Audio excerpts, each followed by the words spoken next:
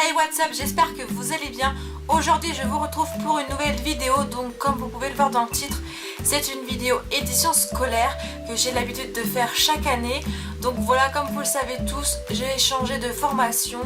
Et voilà, par habitude d'avoir présenté la 3e prépa pro avec des vidéos diverses et variées sur le sujet, plus la gestion, plus la déscolarisation, je me suis dit pourquoi pas vous présenter tout simplement le CAP actuel que je fais, donc le CAP accompagnant éducatif petite enfance.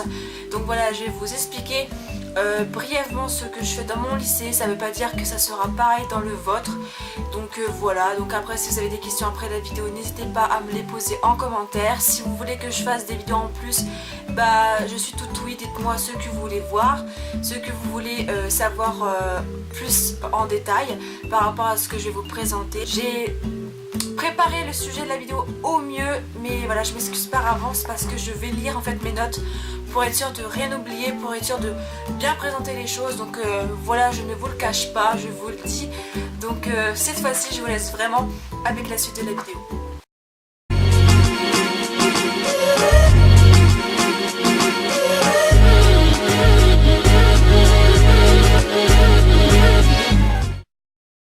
Alors le premier point que je vais aborder avec vous, donc c'est sur la formation en général, pour vous dire un petit peu ce que c'est l'AEPE, donc accompagnant éducatif petite enfance. Donc ce CAP là, si vous le savez ou pas, c'est en fait la réforme du CAP petite enfance que tout le monde connaît, que votre soeur a peut-être fait, que votre mère a peut-être fait. Enfin voilà, ça a été complètement chamboulé. Enfin, il y a des choses qui ont été enlevées, des choses qui ont été allégées, des choses qui ont été rajoutées. Enfin bref, les profs sont complètement perdus eux-mêmes. Ils ont un peu de mal avec la réforme. Même ma mère a du mal avec cette réforme-là. Elle est complètement perdue parce que elle a fait l'ancienne version. Ce que je vais vous dire là, c'est par rapport à la première année que je fais. L'année prochaine, si vous faites le CAP, peut-être qu'il y aura des choses nouvelles, des choses qui seront enlevées ou pas, enfin ça dépend. Moi mon lycée a décidé de faire comme ça, à savoir c'est que ce CAP là, je suis la première parmi mes camarades et parmi d'autres lycées à le faire. Donc ça a concrètement commencé depuis le mois de septembre. Donc voilà, c'est vraiment tout neuf. Enfin voilà, je vais vous expliquer comment nous on fonctionne. Et puis l'année prochaine je ferai la version 2e année. Sinon je vous laisse avec le deuxième point. Alors, le deuxième point que je vais aborder avec vous, c'est sur les cours professionnels. À savoir que mon lycée a voulu faire par contexte et non par nom de cours. Donc quand on a des cours professionnels, ça s'appelle enseignement pro. C'est plus simple, c'est vrai. Donc je vais vous présenter les 4 contextes qu'on a fait sur l'année.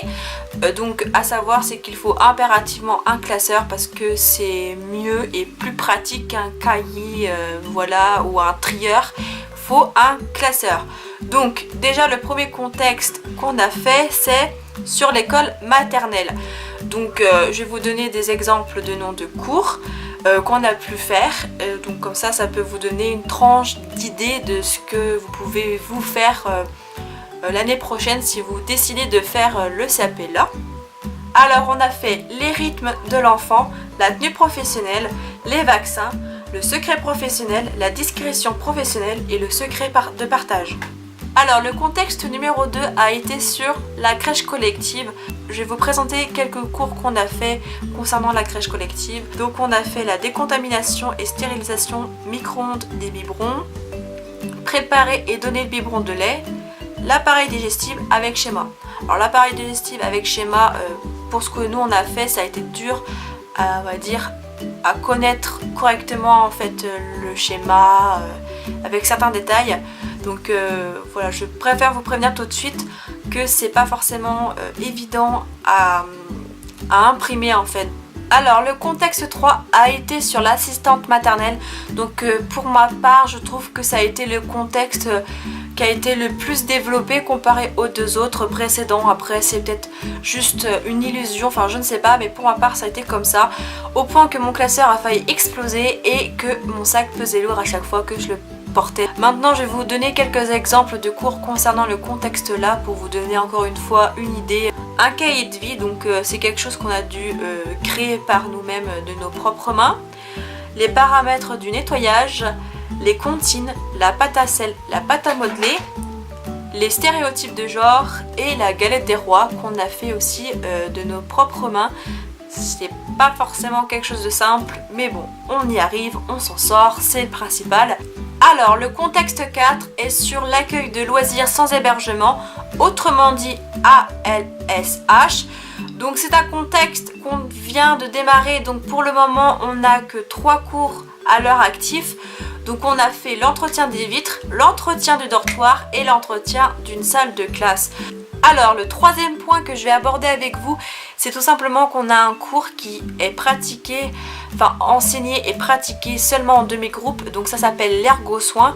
Donc l'ergo-soin, c'est surtout de la pratique concernant les enfants petits et grands. Donc on a fait par exemple le change d'un enfant, on a fait les portées, nous avons fait l'habillage, déshabillage et la toilette du visage et la toilette des mains d'un enfant par exemple. Enfin, ce qu'on apprend en ergo-soin est relié au contexte qu'on fait aussi en cours d'enseignement pro.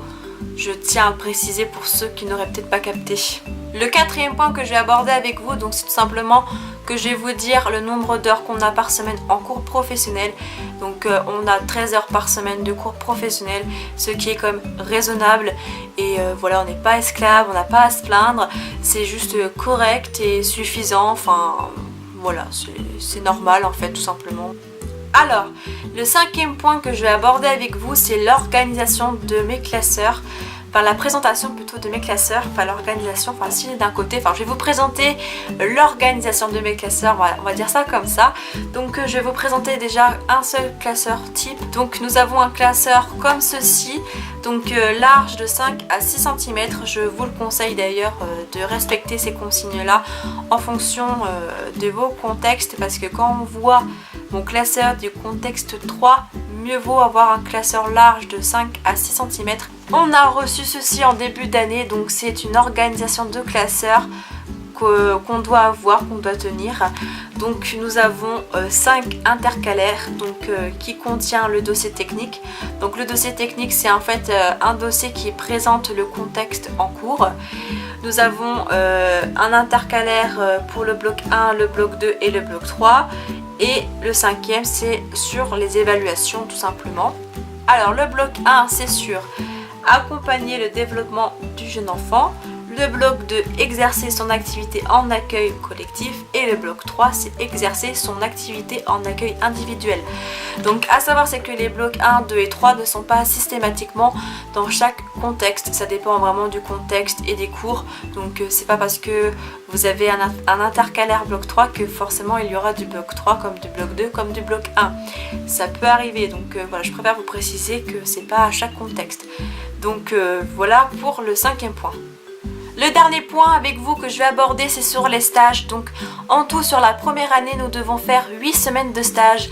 Donc en novembre, nous avons fait une semaine de stage d'observation. Donc on a observé, posé des questions et surtout peu pratiqué.